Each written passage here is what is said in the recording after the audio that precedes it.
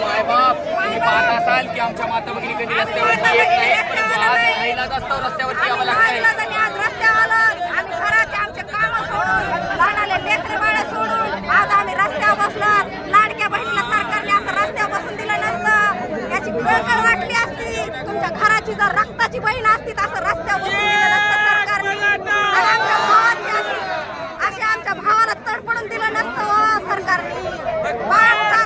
आमच्या बहिणीचा प्रश्न सोडावा. तर आम्ही सरकारला अशी विनंती करून डोक्या घेऊन नाचून आमचा प्रश्न सोडला सरकारने. डोक्या घेऊन अजून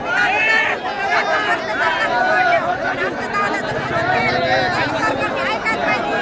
राज्य सरकारने केंद्र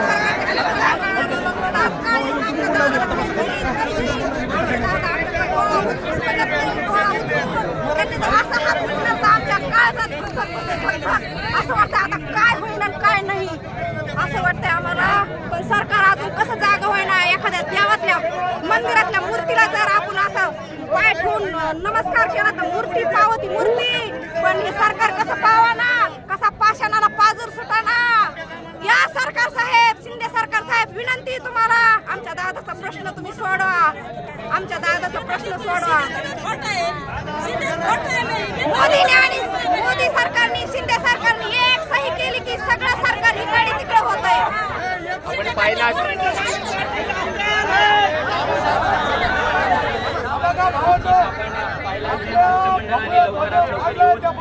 मराठ्याच्या बहिणीचा प्रश्न सोडा.